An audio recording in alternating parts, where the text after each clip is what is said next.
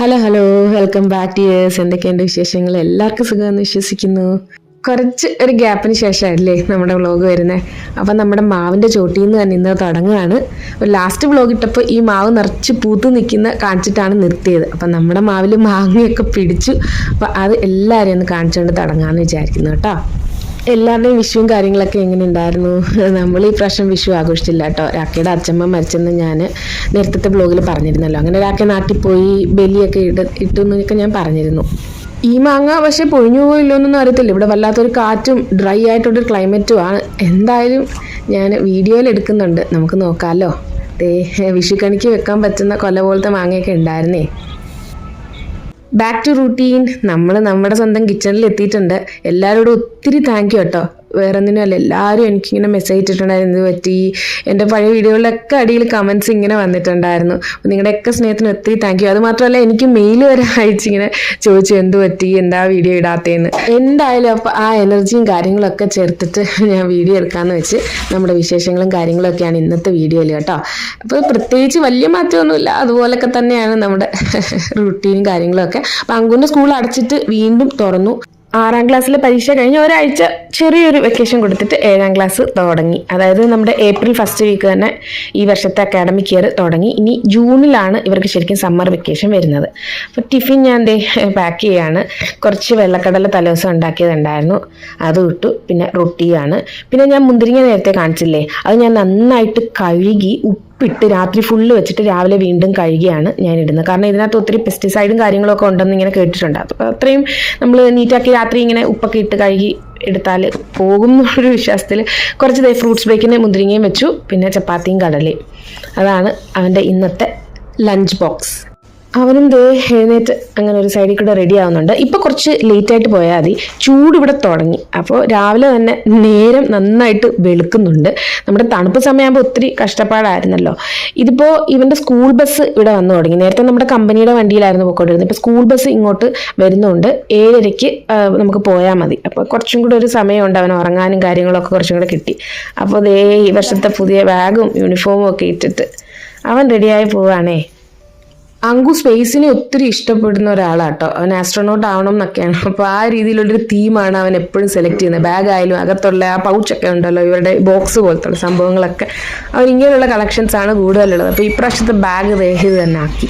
Light വന്നല്ലോ, light ഇപ്പോൾ കത്തുന്നല്ലോ. ഒക്കെ കിളികളുടെ ഒരു ടൈമായിപ്പോൾ കേട്ടോ. കാരണം രാവിലെ തന്നെ നമുക്ക് ഈ കിളികളുടെ ശബ്ദം കേൾക്കതേ. നിങ്ങൾക്ക് കേൾക്കാൻ പറ്റുമോ എന്ന് അറിയത്തില്ലതേ. അവിടെ കുറേ കരിയിലെ കുരുവി പോലെ എന്തൊക്കെയോ കിളികൾ ഇങ്ങനെ ഇരിപ്പുണ്ടേ. ഞാൻ പറഞ്ഞല്ലോ ഇവിടെ ചൂട് തുടങ്ങി എന്ന് പറയാം. അതായത് നേരത്തെ നല്ല തണുപ്പും കാര്യങ്ങളും വിഷമൊക്കെ ആയിരുന്നല്ലോ, ഇപ്പോൾ കംപ്ലീറ്റ് മാറി. പക്ഷേ ഇപ്പോൾ എനിക്ക് വലിയ കുഴപ്പമില്ല കേട്ടോ. എനിക്ക് ഓൾറെഡി ചൂട് ഇഷ്ടമുള്ള ഒരാളാണ്. അവൻ്റെ വണ്ടി വന്ന് കിടപ്പുണ്ട്. അവന് കാലിന് ചെറിയൊരു ഉളുക്ക് പോലെ വന്നേ. അപ്പോൾ അതാ ഇങ്ങനെ ഞൊണ്ടി പോകുന്നത്. സ്വിമ്മിങ്ങിന് പോയപ്പോൾ അവിടുത്തെ ലൈറ്റിൽ തട്ടിയെന്ന്, അടിയിൽ താഴെ ഈ അണ്ടർവാട്ടർ ലൈറ്റ് ഉണ്ടല്ലോ, അതിൽ തട്ടിയെന്നാണ് പറഞ്ഞത്. അങ്കു 3 മണിക്ക് വരും കേട്ടോ. അങ്ങനെ അങ്കു സ്കൂളിൽ പോയി. ഇനി അടുത്തത് രാഖ ഓഫീസിൽ പോയിട്ട് ലഞ്ചും കാര്യങ്ങളും അങ്ങനെയുള്ളതൊക്കെ നോക്കണം. ഇവിടുത്തെ നമ്മുടെ പൂക്കാലങ്ങളൊക്കെ കഴിഞ്ഞു. ഇനിയിപ്പോൾ ചൂട് കൂടുന്തോറും പൂവിനൊന്നും രക്ഷയില്ല, അത് കരിഞ്ഞുണങ്ങി പോവല്ലോ. ലഞ്ചിനായിട്ട് ഞാൻ ചോറ് അരി അടുപ്പയിട്ട് ഊറ്റി വെച്ചു. പിന്നെ കുറച്ച് ചെറുപയർ സ്പ്ലിറ്റഡ് ആട്ടോ. അത് ആകുമ്പോൾ കുതുക്കണ്ട, പെട്ടെന്ന് നമുക്ക് അങ്ങ് വെന്തും കിട്ടും. അപ്പം ഞാൻ നന്നായിട്ട് കഴുകി കുക്കർ അടച്ചിട്ടൊന്ന് വേവിച്ചെടുക്കാം. വേറൊന്നുമല്ല, ഞാൻ വിചാരിച്ചു കുറച്ച് തോരൻ പോലെ ഉണ്ടാക്കാമെന്ന്. ഇപ്പം ശരിക്കും കുറച്ച് പച്ചക്കറിയും പയറും ഇങ്ങനെയുള്ളതൊക്കെ കൂടുതൽ കഴിക്കും കേട്ടോ ചോറിനെക്കാട്ടിയും. ചോറ് കുറച്ചിട്ട് ഇങ്ങനെയുള്ള സാധനങ്ങൾ കുറച്ചുണ്ടെങ്കിൽ നമുക്ക് ശരിക്കും ഹെൽത്തിയും അത് തന്നെയാണല്ലോ. അപ്പോൾ ഞാൻ ചെറുപയറൊന്ന് വേവിച്ചെടുത്തിട്ട് കുറച്ച് ഉപ്പിട്ടൊന്ന് ഇളക്കിയിട്ട് നമ്മുടെ തേങ്ങയിൽ ജീരകവും മഞ്ഞൾപ്പൊടിയും വെളുത്തുള്ളിയും കുറച്ച് മുളക് പൊടിയും കൂടി ഇട്ടൊന്ന് ചതച്ച് മിക്സ് ചെയ്ത് ഇനി ഒന്ന് വറുത്തിട്ടെടുക്കാം കേട്ടോ. പിന്നെ ഞാൻ ഒഴിക്കാനായിട്ട് പെട്ടെന്നൊരു കറിയാണ്. അത് വേറെ നല്ല എണ്ണ ഒഴിച്ച് സവാള ഒന്ന് വഴറ്റിയിട്ട് ഒരു ക്യാരറ്റ് ചെറുതായിട്ടൊന്ന് ഗ്രേറ്റ് ചെയ്ത് അതിനകത്തോട്ടിട്ടിട്ട് ഒന്ന് വഴറ്റിയെടുക്കാം. അതിൻ്റെ ഒരു പച്ച അങ്ങ് കെടുത്തിയിട്ട് കുറച്ച് മഞ്ഞൾപ്പൊടിയും മുളക് പൊടിയും ഉപ്പും മാത്രമേ ഇട്ട് കൊടുക്കുന്നുള്ളൂ. വീണ്ടും അതിൻ്റെ ഒരു ചുവയുണ്ടല്ലോ, ആ പൊടിയുടെ അത് മാറിയതിന് ശേഷം അത് തീ ഓഫ് ചെയ്ത് ആ ചൂടിൽ തന്നെ കുറച്ച് തൈര് ഒഴിച്ചു കൊടുക്കും കേട്ടോ. തൈര് ഇപ്പം ഞാൻ ഉറയ്ക്കുന്ന തൈര് തന്നെയാണ് ഇങ്ങനെയുള്ള കറിക്ക് ഉപയോഗിക്കുന്നത്. കാരണം അല്ലാത്തത് നമുക്ക് വെറുതെ ഇങ്ങനെ സെക്യൂർഡായിട്ട് കഴിക്കുകയും ചെയ്യാം. കറി ഉണ്ടാക്കുമ്പോൾ നമ്മൾ ഉണ്ടാക്കിയ തൈരാണെങ്കിൽ കുറച്ചും കൂടി ഒരു പുളിയും കാര്യങ്ങളൊക്കെ കിട്ടുമല്ലോ. പിന്നെ ഞാനൊരു കാര്യം കാണിക്കാൻ പോകുന്നത് എന്താ വെച്ചാൽ നമ്മുടെ വീട്ടിലെ പുതിയ അതിഥിയാണ്. നമ്മുടെ ഫ്രണ്ടിലെ ആ ഹോളിലെ സൈഡ് ജനലിൽ ഉള്ള ആ ഒരു ജനലിന്റെ എന്താ പറയാ ആ ഗ്രില്ലില്ലേ, അതിനകത്ത് ഒരു അടയ്ക്കാക്കുരുവി സ്പാരോ അത് നമ്മുടെ മുട്ടയിട്ട് വെച്ചൊക്കെ കൂടൊക്കെ ഉണ്ടാക്കി. ഈ കൂടുണ്ടാക്കുന്നതൊക്കെ രാവിലെ ഞാൻ ഇരുന്ന് ചായ കുടിക്കുമ്പോൾ ഇങ്ങനെ നോക്കുമായിരുന്നേ. അത് മെല്ലെ മെല്ലെ ഓരോന്നായിരുന്നു. ഞാൻ അപ്പോൾ വീഡിയോ ഒന്നും എടുത്തില്ല, കാരണം അതിന് ഡിസ്റ്റർബ് ആയാൽ അത് ഉണ്ടാക്കിയില്ലല്ലോ എന്ന് വെച്ചിട്ടേ. ഇപ്പം അത് കൂട് പൂർത്തിയായി മുട്ടയിട്ട് കിളി ഉണ്ടോ. ഞാനത് വീഡിയോ എടുത്തപ്പോൾ തന്നെ അത് പറഞ്ഞു പോയി. പക്ഷെ തിരിച്ചു വരും കുറച്ച് കഴിഞ്ഞിട്ട്. ഇതിന്റെ അച്ഛൻ കിളിയും ഉണ്ട്, അതിനെ ഇങ്ങനെ ഈ ശബ്ദം കേൾക്കുമ്പോൾ അതിങ്ങനെ വരും. അതൊരു ബ്ലാക്ക് കളറിൽ നല്ല പഞ്ചവർണ്ണ കളറും കൂടെ മിക്സ് ചെയ്തയാ. ഞാൻ പറഞ്ഞില്ല, അമ്മക്കിളി കരഞ്ഞപ്പോൾ അച്ഛൻകിളിയും വന്നിട്ടുണ്ട്, അച്ഛൻകിളി ഇരിപ്പുണ്ട്. ഇതാണ് പുതിയ വിശേഷം. പിന്നെ ഞാൻ കുറച്ച് ക്യാബേജ് എടുത്ത് പെട്ടെന്ന് അരിഞ്ഞെടുത്തു. ഒരു ഉപ്പേരി പോലെ നമ്മുടെ ഇരുമ്പ് കടായിലേക്ക് എണ്ണ ഒഴിച്ച് കുറച്ച് ജീരകം പൊട്ടിച്ചു. ഇതും കൂടെ തട്ടിയിട്ട് മഞ്ഞൾപ്പൊടി ഉപ്പും മുളക് പൊടിയും ഇട്ട് നന്നായിട്ട് മിക്സ് ചെയ്ത് കുറച്ചൊന്ന് അടയ്ക്കും. കാരണം ഞാൻ വെള്ളം ഒഴിച്ചു കൊടുക്കുന്നില്ല, ക്യാബേജിന് ചെറിയൊരു വെള്ളം നനവുണ്ടല്ലോ. അപ്പോൾ ഇത് പെട്ടെന്ന് വേകുന്ന ക്യാബേജാണ്, പിന്നെ കുഴപ്പമില്ല. അപ്പോൾ അടച്ച് വെച്ച് ഒന്ന് തുറന്നിട്ട് റെഡിയായി. ഇതും ഞാൻ പറഞ്ഞല്ലോ, നമ്മുടെ ഈ പച്ചക്കറിയും കാര്യങ്ങളും ഒക്കെ നമ്മുടെ ശരീരത്തിൽ ചെല്ലുമ്പോൾ തന്നെ നമുക്ക് ഒത്തിരി വ്യത്യാസം വരുന്നത് സ്കിന്നിനും. ഈ ചൂടത്ത് ശരിക്കും ഇങ്ങനെയൊക്കെ ഉള്ള തന്നെയാണ് നല്ലത്. തണുപ്പാകുമ്പോൾ കുറച്ച് നെയ്യും കാര്യങ്ങളൊക്കെ കൂട്ടിയാലും കുഴപ്പമില്ല. ചൂടത്ത് കുറേ പച്ചക്കറിയും ഇങ്ങനെയുള്ള കാര്യങ്ങൾ നമ്മൾ കഴിക്കുമ്പോൾ നമുക്കത് തന്നെ മനസ്സിലാവും. അപ്പോൾ അത് ഞാനങ്ങ് മാറ്റുക, കാരണം അതിനകത്തിരുന്നത് ആ ഇരുമ്പിൻ്റെ ഒരു ടേസ്റ്റ് അങ്ങ് വരണ്ടല്ലോ എന്ന് വിചാരിച്ചു. ഞാൻ നേരത്തെ പറഞ്ഞ പോലെ തന്നെ എല്ലാവരോടും ഒത്തിരി താങ്ക് യു കേട്ടോ.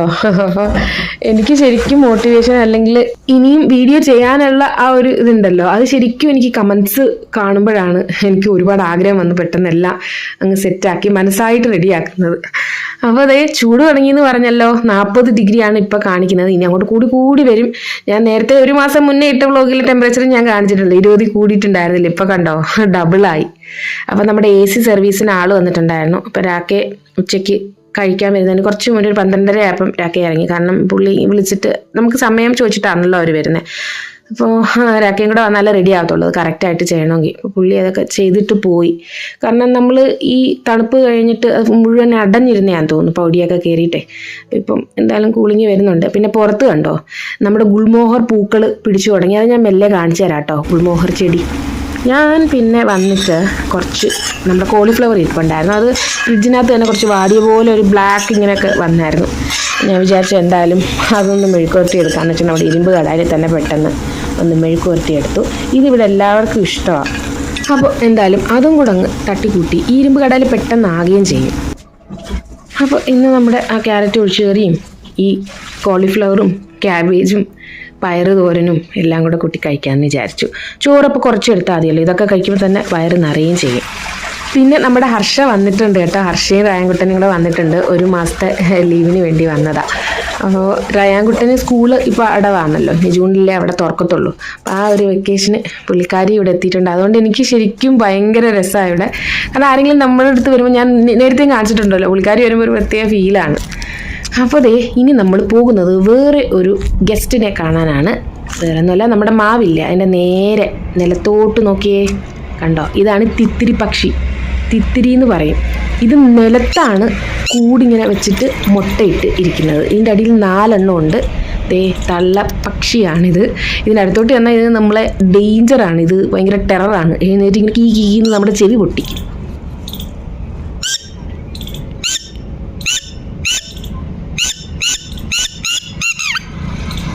കണ്ടോ, ഇതാണ് ഇതിൻ്റെ ശബ്ദം. നമ്മുടെ ചെവി ശരിക്കും പൊട്ടും. ഇതിൻ്റെ അച്ചൻകിളിയും മേളി ഇരിപ്പുണ്ട്. ഇതെല്ലാം കൂടെ മേളി വന്ന് ഇങ്ങനെ വട്ടം കറങ്ങി നമ്മുടെ ചെവി പൊട്ടിക്കും. ഞാൻ അതിനെ ശല്യപ്പെടുത്തണ്ടല്ലോ എന്ന് വെച്ച് തിരിച്ചു പോയി. എന്നിട്ട് ഞാൻ വെച്ച് കുറച്ച് അരി എങ്ങാനും ഒന്ന് ഇട്ട് കൊടുക്കാം, കഴിക്കുന്നെങ്കിൽ കഴിക്കട്ടെ എന്ന് വെച്ചിട്ട് ഞാൻ ആ തള്ളപ്പക്ഷി എടുത്തോട്ട് പോയിട്ട് ചുറ്റും ഒന്ന് ഇട്ട് കൊടുക്കാമെന്ന് വിചാരിച്ചു.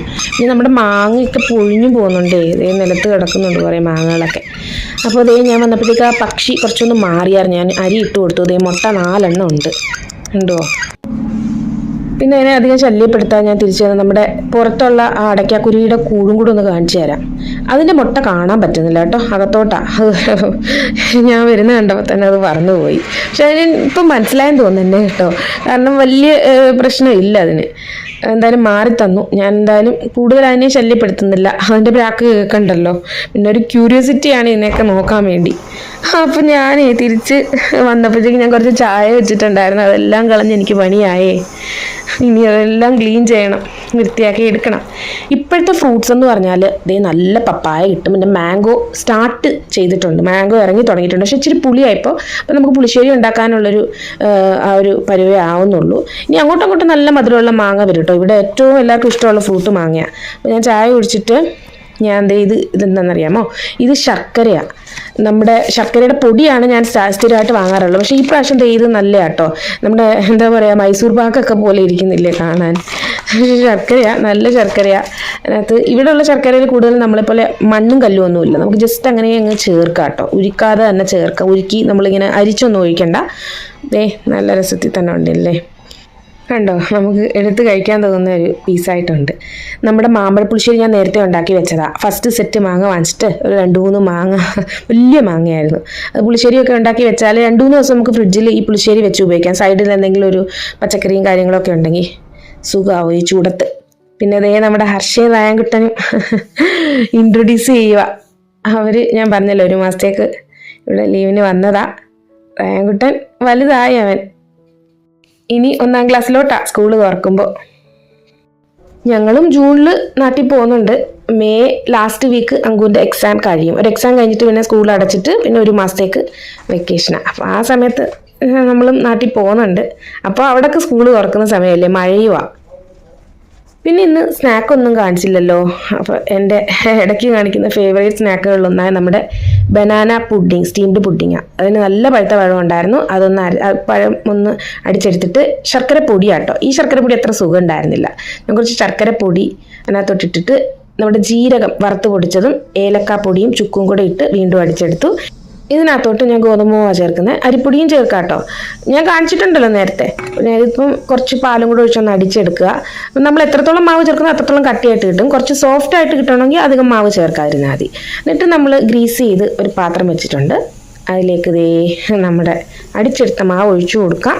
ഇതൊന്ന് ടാപ്പ് ചെയ്തിട്ട് സ്റ്റീം ചെയ്തെടുക്കാം. ഒരു 45 മിനിറ്റ്സ് എങ്കിലും എന്തായാലും വേണം. കാരണം എനിക്ക് ഇച്ചിരി കുഴിയുള്ള പാത്രമായിട്ട് ടൈം എടുക്കും. പിന്നെ ഇഡലി തട്ടിലൊക്കെ ഒഴിക്കുവാണെങ്കിൽ ഫാസ്റ്റായിട്ട് എനിക്കൊന്ന് 10-20-25 മിനിറ്റ് കൊണ്ട് റെഡിയാവും. അപ്പോൾ ഇത് കുഴിഞ്ഞിരിക്കുന്നതുകൊണ്ട് ഞാനൊരു 45 മിനിറ്റ്സോളം വെക്കുക. നമുക്കറിയാമല്ലോ, ഇടയ്ക്കൊന്ന് കുത്തി നോക്കിയാൽ മതി വെന്തോ ഇല്ലയോ എന്ന് നോക്കാൻ. അപ്പോൾ നമ്മുടെ സ്റ്റീമർ, നമ്മൾ പുതിയത് വാങ്ങിച്ച സ്റ്റീമർ, ഇത് നല്ല ഉപകാരമുള്ള സ്റ്റീമറാണ് കേട്ടോ. കൊച്ചു സ്റ്റീമർ, നമുക്ക് ചെറുതായിട്ട് പെട്ടെന്ന് എന്തെങ്കിലുമൊക്കെ ചെയ്തെടുക്കുകയും ചെയ്യാം. അതേ സ്റ്റീം ചെയ്യാൻ വെച്ചു. നന്നായിട്ട് തിളച്ച് തുടങ്ങുമ്പം നമുക്ക് ചെറുതാക്കി തീയിട്ടിട്ട് ഒരു 45 മിനിറ്റ്സ് സ്റ്റീം ചെയ്തെടുക്കാം. അങ്ങനെ സ്റ്റീമായി കിട്ടിയിട്ടുണ്ട്, സെറ്റായി. ഞാനൊന്ന് കുത്തി നോക്കിയപ്പോൾ നല്ല എന്താ പറയുക ആകമൊക്കെ വെന്ത പോലെ തോന്നിയിട്ടുണ്ട്.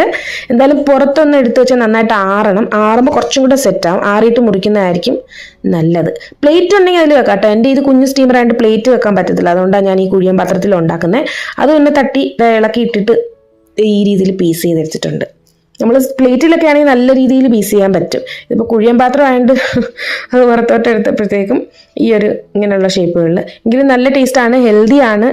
സ്റ്റീംഡ് പുഡിങ്ങും കൂടെ ആ ശർക്കരയും ഇതൊക്കെ തന്നെയാണ്, നമ്മൾ അധികം വേറെ ഒന്നും ഉപയോഗിക്കുന്നില്ല.